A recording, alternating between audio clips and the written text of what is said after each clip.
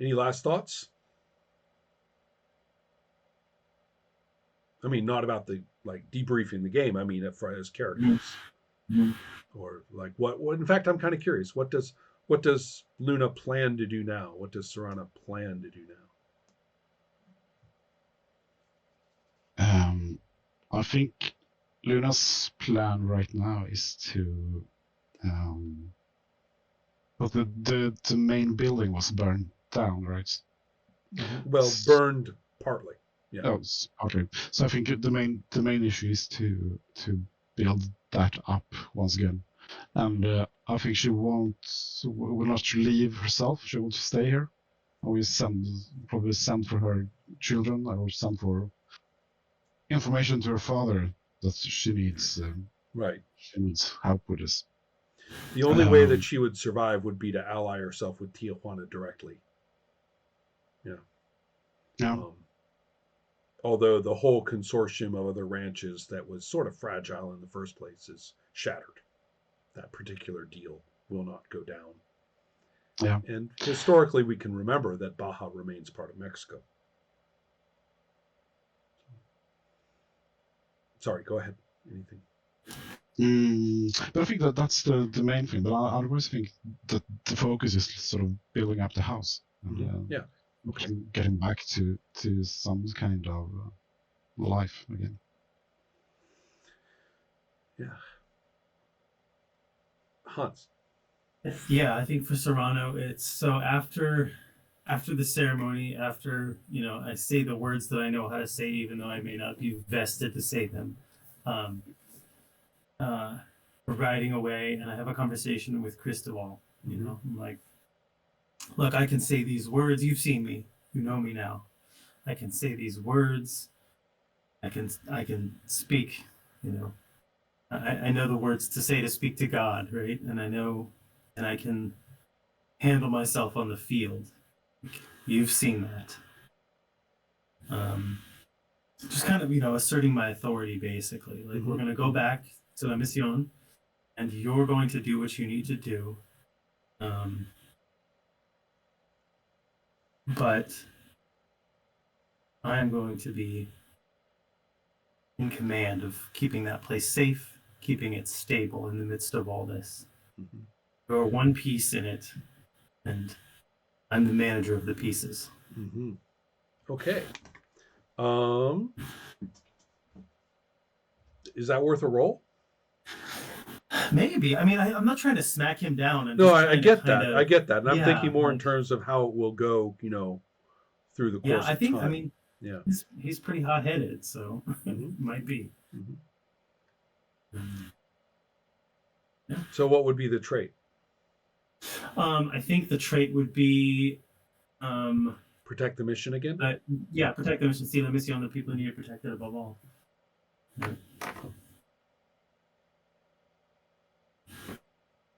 So that's two Sorry. dice there.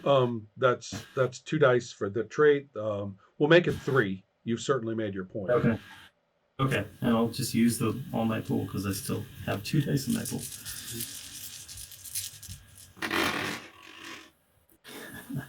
No successes. Oh, Right.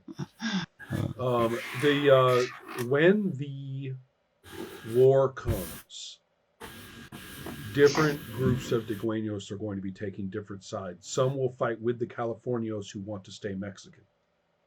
Some will fight with Californios who want to join the United States. Some will fight against the Californios no matter what. And I think that what you've just done with your role is say that Cristobal is going to be in the last group. I think it's the but that in other words, this role sort of will play out very slowly over the next years. Mhm. I don't know what happens to the mission during the Mexican American War. That's something that we should look up. We don't know if it was attacked. We don't know if, I mean, San Diego was the site of occupation. So I guess we'll just leave it up to our own historical interest to go and check that out. But I mean, we know it's still standing, right? It's still standing today. Mhm. So for what it's worth, it didn't get destroyed during the war. So, but it would be interesting to see um, just how much Serrano was able to protect the place. Mm. Um, Yeah. so anyway, I guess for me that's going to close it out, right? We didn't have that much rolling, but they were big rolls. Yeah. So, Yeah, very much so. Yeah, it was pretty consequential. Nice. mhm.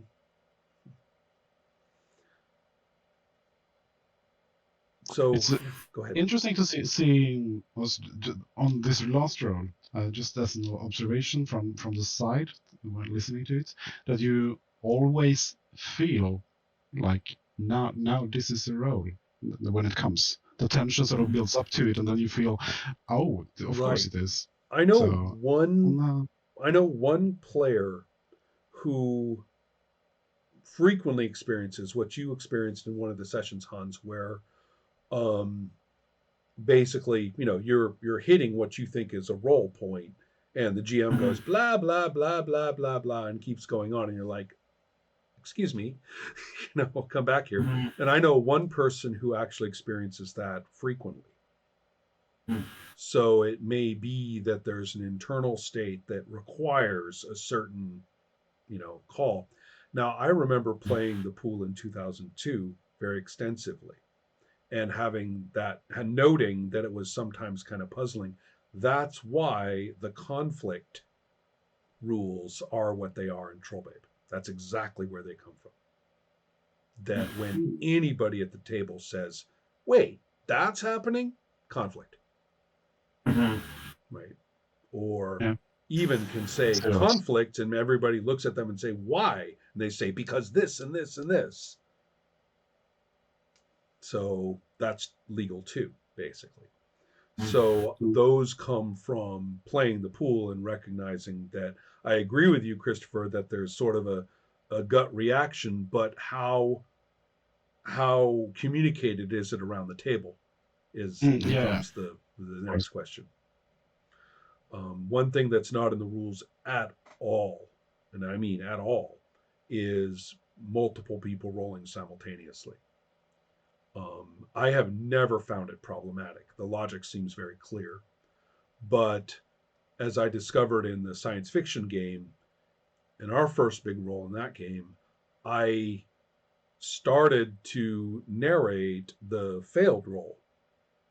And I thought about it, right? I mean, I barely got a syllable out when I realized, wait a minute, we should have the monologue person go first, the person who claimed it first, as kind of the leader of the pack.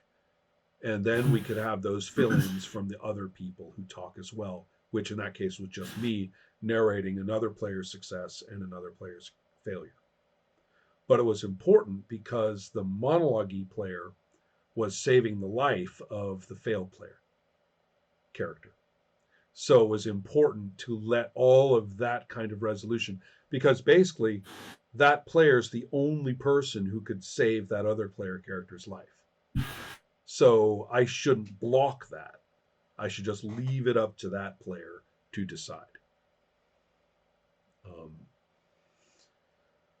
Another issue that we'll be discussing in the pool course later, a couple of weeks from now, is, or maybe next time, concerns the importance of not nailing down the precise potential narrations after the roll. In other words, sorry, you don't nail it down beforehand what you can say afterward, right? In other words, you don't create little paragraphs of, turn to page 36 or turn to page 142 to do it beforehand.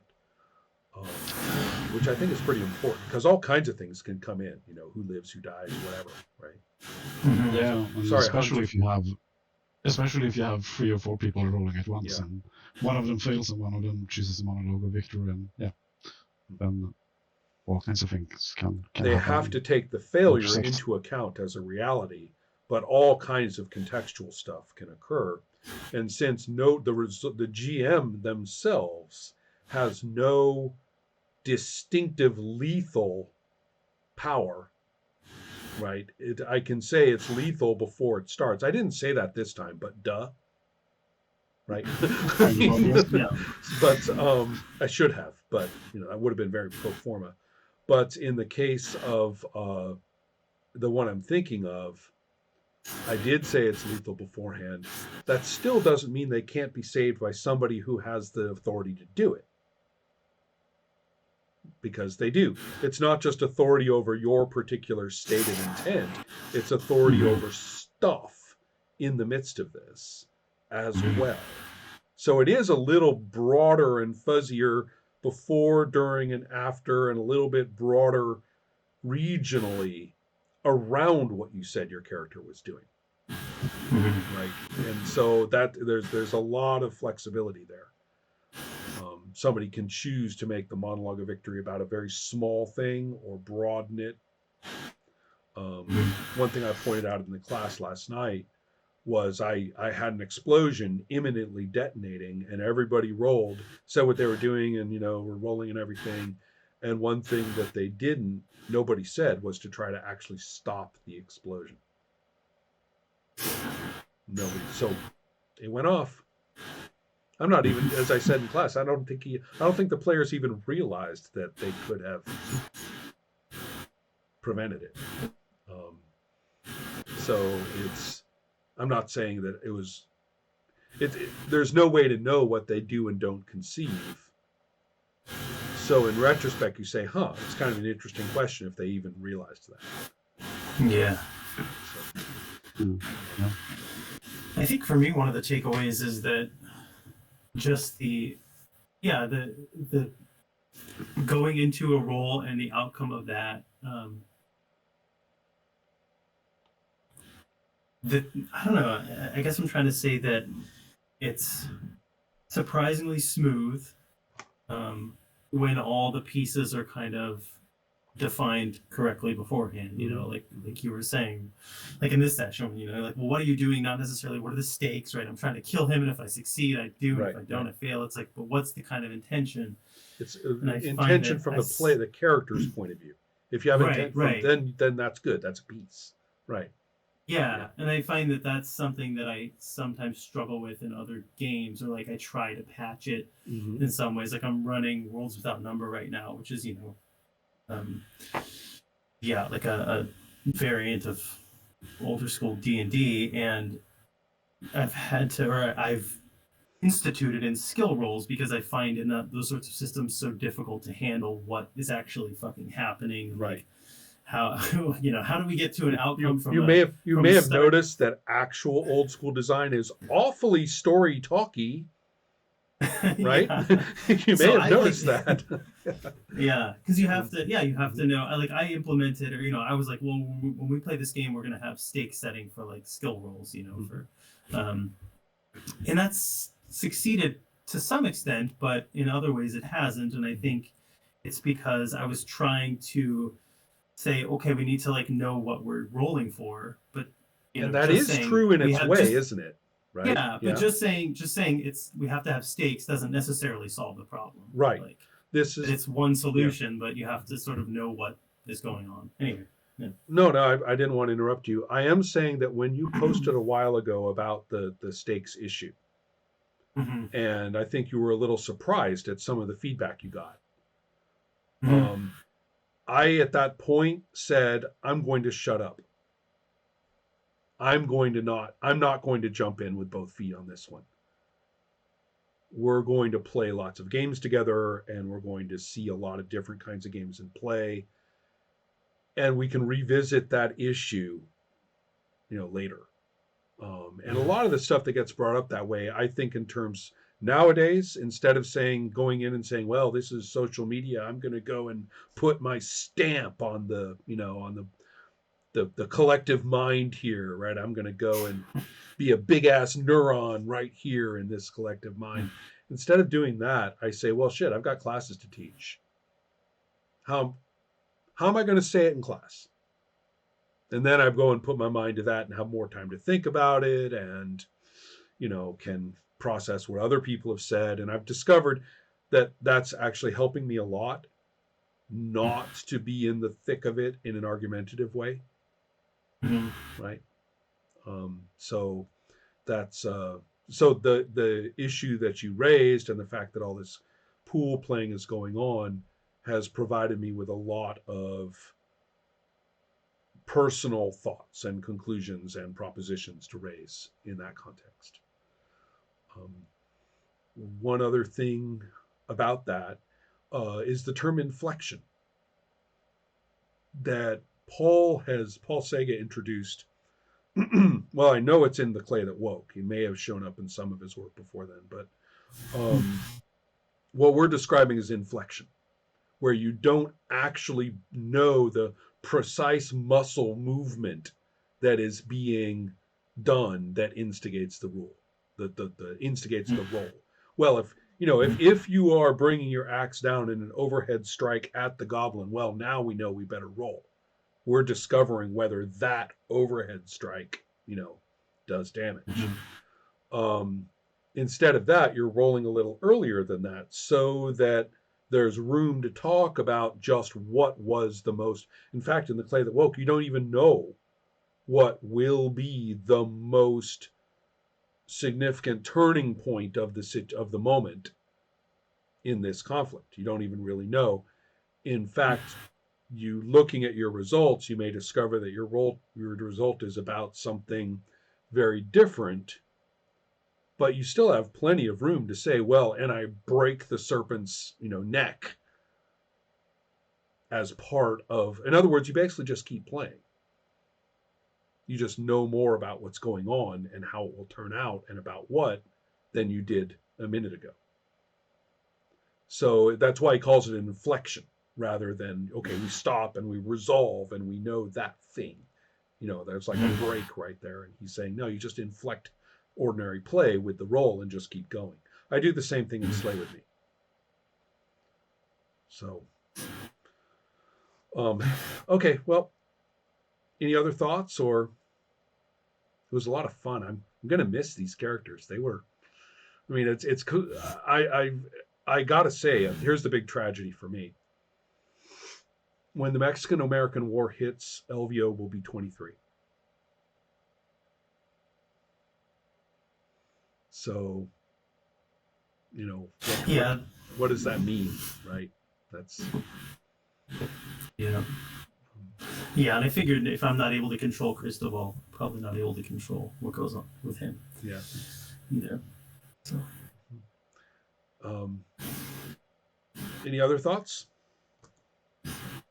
Very interesting. Very. I really enjoyed the historical approach to it. That made it a bit hard if you're not local, not read up on sort of some American history. We don't read in Sweden at all. Maybe we have sort of we know. My kids have learned about the Revolutionary War, the Civil War, a couple of these sort of standard high points. The acquisition of Mexico, of most of Mexico, does strike me as a historical high point. Yeah. But it's not taught. It's not taught in the States either. Yeah, we don't learn it very well here. We don't learn it. So, okay. Yeah, the notion that the Mexicans do not cross the border. Yeah. Right. The border went across the Mexicans. There's some vague notion that California used to be Mexican and something happened and right. Something happened. Yeah. Yeah, but it's a very interesting approach to look at a historical period, especially as you wrote something where you have a personal connection to. Yeah, kind of. I mean, it's a very tenuous and unimpressive connection because I was born there, but I didn't grow up in San Diego. I grew up to the north in Monterrey. Yeah. So it's so anyway, it's a tenuous. It's just enough to care, if that makes any sense. Yeah, right? But I think that's what was sort of the entry point for something, that you have a small one could get an interest in something and then delve deeper into it. That's it was very interesting. Really liked the characters as well. It's interesting situations for them, all of them. Pretty tragic as well.